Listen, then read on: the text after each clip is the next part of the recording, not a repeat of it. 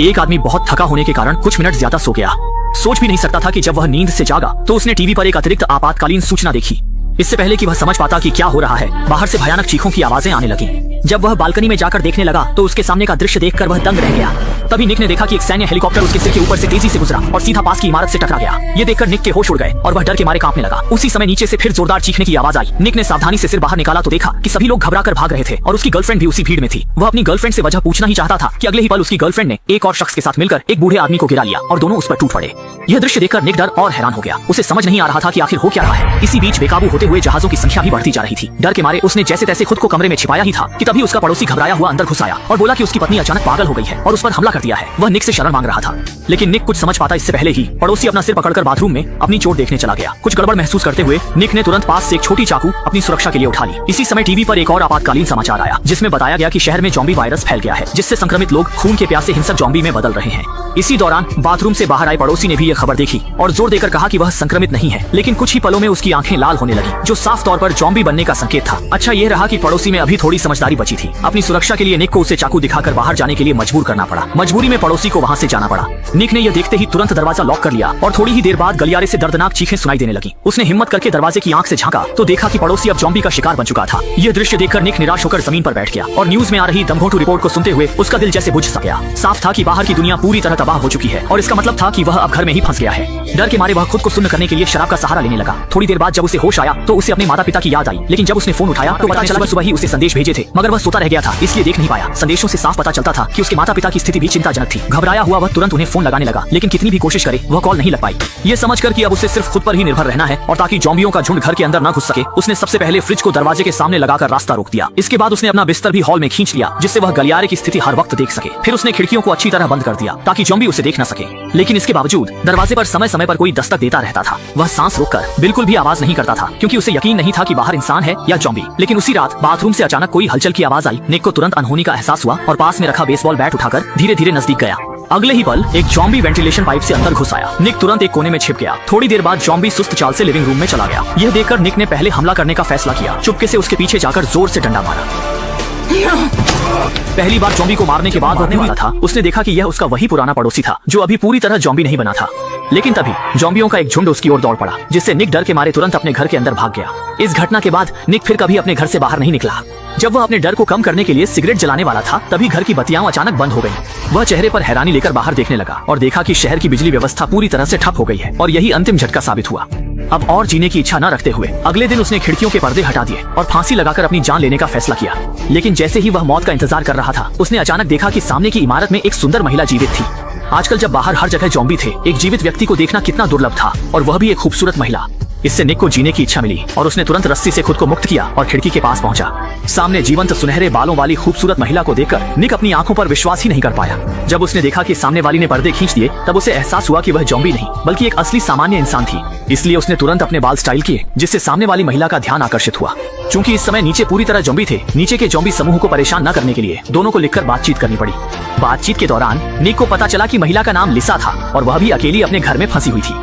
जब उसे पता चला कि लिसा के पास पानी नहीं है, निक ने तुरंत कहा कि यह जिम्मेदारी उसकी है। रात में जब बाहर मूसलाधार बारिश हुई, निक ने सभी बर्तन बाहर रखे पानी इकट्ठा करने के लिए और खुद को पूरी तरह के पानी से नहाया, यहाँ तक कि अपनी दाढ़ी भी साफ कर दी। अगले दिन अपने सबसे अच्छे कपड़े पहनकर वह बालकनी पर आया और लिसा की बालकनी की ओर एक रस्सी फेंकी। फिर रस्सी के सहारे 2 बोतल पानी लिसा को भेजा। हालांकि दोनों सावधान थे, फिर भी एक ज़ॉम्बी ने उन्हें देख लिया। वह बिना कुछ सोचे समझे तुरंत दीवारों पर चढ़ने लगा और लिसा की ओर चढ़ गया। लिसा को बचाने के लिए निक ने जल्दी से ज़ॉम्बी पर कुछ फेंका, जिससे ज़ॉम्बी का ध्यान अपनी ओर खींचा। इसी समय उसके घर के दरवाजे पर भी आवाज आई। मजबूरी में निक ने बालकनी का दरवाजा अच्छी तरह से बंद कर दिया और दरवाजे पर जाकर गलियारे के ज़ॉम्बी को रोकने लगा। अच्छी बात यह थी कि कुछ देर बाद गलियारे के ज़ॉम्बी कहीं और चले गए, लेकिन इस समय तक इमारत के नीचे के ज़ॉम्बी बालकनी तक पहुंच गए थे। निक ने जल्दी से बेसबॉल बैट उठाया, लेकिन अगले ही पल ज़ॉम्बी ने उसे धक्का देकर बेहोश कर दिया। इस मौके का फायदा उठाकर निक ने बाहर निकलकर उसे बुरी तरह से मार डाला। इस घटना के बाद निक को एहसास हुआ कि इस तरह से वह जरूर मर जाएगा। उसे और सामान ढूंढना होगा और फिर लिसा से मिलना होगा। ये सोचते ही निक तुरंत काम पर लग गया। उसने दबे पांव दरवाजा खोला। अच्छी बात यह थी कि गलियारे में कोई नहीं था, सिर्फ उसका काफी समय पहले मरा हुआ पड़ोसी जमीन पर पड़ा था। इसलिए उसने जल्दी से पड़ोसी की जेब से चाबी निकाली, लेकिन तभी आवाज सुनकर ज़ॉम्बी का झुंड फिर से आ गया। जल्दबाजी में वह जल्दी से जमीन पर लेट गया और मरने का नाटक करने लगा, जिससे ज़ॉम्बी धोखा खा गए। जब तक वे समझ पाते, निक पड़ोसी के घर में घुस चुका था और वहाँ सामान खोजने लगा। शुरू कर दी, हर उपयोगी चीज को अपने पास रख लिया। जल्द ही उसने बेडरूम के बिस्तर के नीचे एक हाइकिंग बैग पाया। अगर उसके पास यह चीज होती के लिए वहां तक चढ़ सकता था। ये सोचते हुए वह बैग लेने ही वाला था कि अचानक एक झोंबी उस पर झपट पड़ा। अच्छा हुआ कि निक फुर्तीला था, उसने पास रखी हुई चढ़ाई की कुल्हाड़ी उठाई और झोंबी को खत्म कर दिया। हालांकि जब वह वापस जाने की तैयारी कर रहा था, उसने देखा कि झोंबियों का एक झुंड गलियारे में घूम रहा था। उन्हें अपनी मौजूदगी का पता न चलने देने के लिए उसे बहुत सावधानी से पीछे हटना पड़ा और बिना किसी परेशानी के अपने ठिकाने पर लौट आया। लेकिन तभी उसने डर के साथ देखा कि उसके कपड़े फट गए थे। इस पर उसने तुरंत अपने कपड़े उतारकर जांच की। अच्छा हुआ कि यह सिर्फ एक झूठा अलार्म था। पिछले झोंबी ने उसकी त्वचा को नहीं काटा था। जब निक अपने लूट की जांच कर रहा था तो उसने अचानक पाया कि उसमें 2 वॉकी टॉकी थे। निक यह देखकर खुशी से खिल उठा। इस तरह वह बेफिक्र होकर लिसा से बात कर सकता था। यह सोचकर उसने रात के अंधेरे में नीचे जाकर वॉकी टॉकी लिसा के घर में फेंक दी और वॉकी टॉकी के बारे में एक कागज पर लिख दिया। वास्तव में अगले दिन उसे लिसा की आवाज सुनाई दी। वॉकी टॉकी वाले दोनों लोग आखिरकार खुलकर बात कर सकते थे। इतने लंबे समय तक किसी से बात न करने के कारण वे वॉकी टॉकी को नीचे रखना ही नहीं चाहते थे। शौक से लेकर शादी तक हर विषय पर बात करते रहे। लेकिन सिर्फ प्यार काफी नहीं है, रोटी भी चाहिए। चूंकि इस समय घर में खाना और गोला बारूद खत्म हो गया था, कुछ खाने के लिए निक ने बाथरूम के वेंटिलेशन डक्ट पर नजर डाली। हालांकि यहाँ की गंध थोड़ी तेज थी, लेकिन यह गलियारे से कहीं अधिक सुरक्षित था। जल्द ही निक ने बिना सोचे समझे एक कमरा चुना और उसमें कूद गया। ये सुनिश्चित करने के बाद कि इस घर में कोई झोंबी नहीं है, उसने बेफिक्री से सामान की तलाश शुरू कर दी। लेकिन उसे पता चला कि यह परिवार बहुत गरीब था, चारों ओर खाली था, कुछ भी नहीं था। हालांकि जब उसने अलमारी खोली तो उसने पाया कि वह खाने और दूध से भरी हुई थी। ये देखकर निक बहुत तुरंत यह अच्छी खबर वॉकी टॉकी के माध्यम से अपने साथी को बताई। निक को लगा था कि इन खाने की चीजों के सहारे वे सर्वनाश से बच जाएंगे, लेकिन अगले ही पल एक बुजुर्ग हथियार लेकर सामने आ गया। ये सुनिश्चित करने के बाद कि निक को झोंबी ने नहीं काटा है, बूढ़े आदमी ने अपनी सावधानी कम की और उसे गर्मजोशी से बैठने के लिए आमंत्रित किया। यहाँ तक कि उसने उदारता से निक को अपना खाना ले जाने की अनुमति दी। भोले निक को लगा कि उसे एक अच्छा इंसान मिला है और वह खाना पैक करने लगा। लेकिन अगले ही पल बूढ़े आदमी ने धोखा दिया और एक डंडे से उसे बेहोश कर दिया। जब निक बेहोशी से जागा तो उसने देखा कि बिस्तर पर एक महिला झोंबी बंधी हुई थी। इस समय बूढ़े आदमी ने अपनी योजना बताई। दरअसल उसकी पत्नी संक्रमित हो गई थी, लेकिन वह अपनी पत्नी को एक बेघर झोंबी बनने नहीं देना चाहता, इसलिए उसने अपनी पत्नी को बिस्तर पर बांध दिया। लेकिन वह उसे मुक्त भी नहीं करना चाहता था और अपनी पत्नी को भूखा न रखने के लिए उसने निक को पकड़ लिया ताकि अपनी पत्नी को ताजा मांस का स्वाद चखा सके।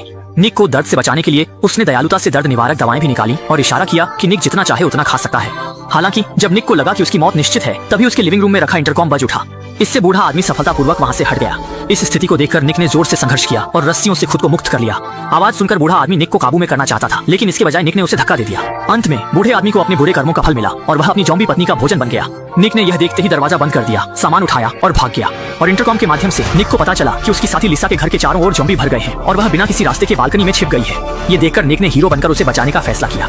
उसने चादर को रस्सी के रूप में फेंका और चादर के सहारे नीचे उतर गया। अच्छा हुआ कि इसी समय उसे जमीन पर एक शिकार वाली बंदूक मिल गई। सामने आ रहे ज़ॉम्बी को उसने तुरंत सिर में गोली मार दी।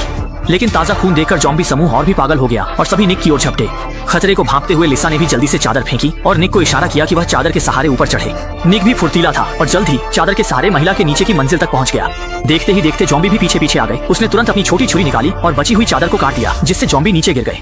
इसी बीच लिसा के घर में ज़ॉम्बी की संख्या बढ़ती जा रही थी और उसे एहसास हुआ कि जल्द ही वह भी हार जाएगी। अंतिम प्रयास में उसने एक जोखिम उठाया और चादर के सहारे नीचे उतरी।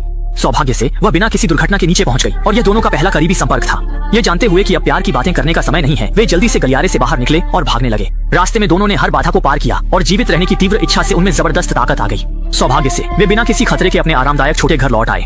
लेकिन तभी निक ने डर के साथ देखा कि उसके शरीर पर खून का एक धब्बा है। ये सोचकर कि शायद उसे काट लिया गया है और लिसा को परेशानी में नहीं डालना चाहते हुए वह तुरंत बालकनी पर खड़ा हो गया। अगर वह संक्रमित हो गया तो वह तुरंत बालकनी से कूद जाएगा। लेकिन जब उसने अपने कपड़े उतारे तो उसने आश्चर्य से देखा कि उसका शरीर बिल्कुल ठीक था और वह खून सिर्फ ज़ॉम्बी का था। दोनों ने भी राहत की सांस ली। दरवाजे पर टक्कर की आवाज सुनकर उन्होंने मिलकर अपने शरीर से दरवाजे को रोका। सौभाग्य से कुछ ही देर में बाहर के ज़ॉम्बी ने हार मान ली और टक्कर मारना बंद कर दिया। इसके बाद दोनों एक दूसरे से गले मिले, यह विश्वास करते हुए कि अपनी बुद्धिमत्ता के साथ वे निश्चित रूप से इस ज़ॉम्बी संकट से बच निकलेंगे। और इसी के साथ फिल्म का अंत हो गया।